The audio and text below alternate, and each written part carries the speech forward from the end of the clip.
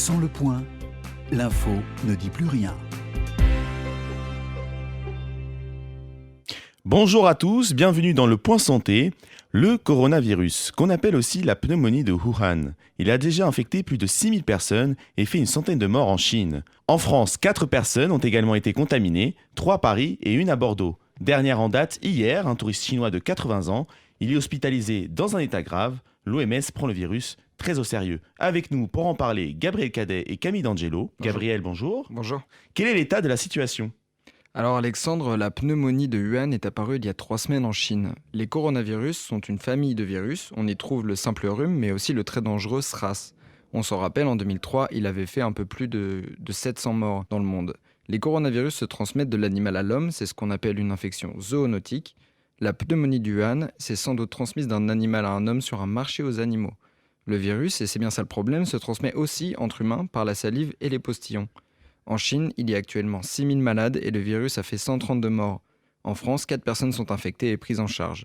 La situation est maîtrisée, comme nous l'explique Christian Spitz, ancien doc de Fun Radio et pédiatre depuis près de 40 ans. La prévision des gens sérieux est peut-être arriver à 100 000 cas, en général, dans l'épidémie. Pour l'instant, les 5 cas français ne donnent pas lieu à contamination. Ce sont tous des gens arrivés de Chine qui ont été contaminés là-bas. Ils ont déclaré la maladie tant qu'ils ont été hospitalisés. Est-ce qu'ils ont pu contaminer des gens ? Oui, c'est probable. Le risque, a priori, est lié à un contact direct. Les gens compétents, les médecins, les urgentistes et les services de maladies infectieuses, leur réaction a été excellente. Donc toute personne qui a la fièvre, effectivement, plus de 38 et qui tousse, va être dépistée. Il y a un test de dépistage extrêmement efficace.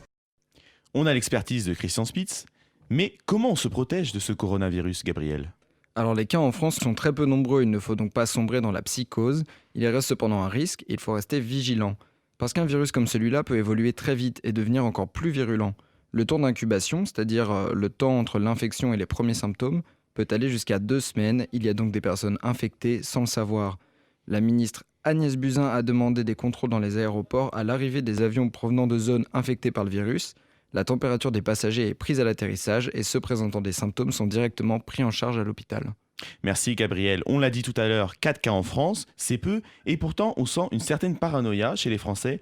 Alors Camille, bonjour. Bonjour. Question, que fait-on ? Panique ou pas ?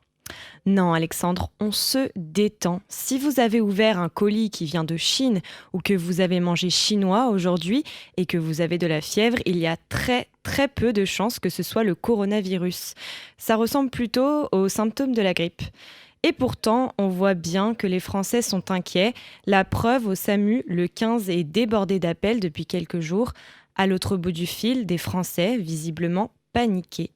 Confirmation avec ce pharmacien de la gare de Saint-Lazare à Paris. Ces stocks de masques fondent à vue d'œil. Tout le monde maintenant il achète des masques, des solutions hydroalcooliques. Il y a une sorte de psychose presque. Hein. Ils ont peur les gens un petit peu. Hier on a reçu 80 masques qui s'est partis dans la journée en fait. Camille, comme on peut le voir avec le cas des pharmacies, ce n'est pas la première fois qu'une épidémie nous rend parano.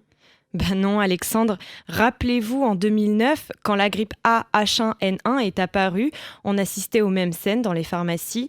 Les Français ont même arrêté d'acheter du porc.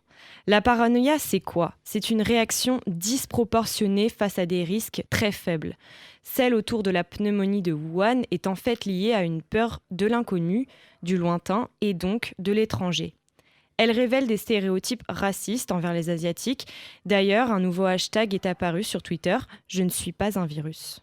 On est d'accord, Camille et Gabriel, pas de panique, restons vigilants. Merci à tous les deux pour ces éclairages. C'est la fin de notre émission. On se retrouve la semaine prochaine. Au revoir. Depuis toujours, toutes les valeurs du point au service de l'info. Sans le point, l'info ne dit plus rien.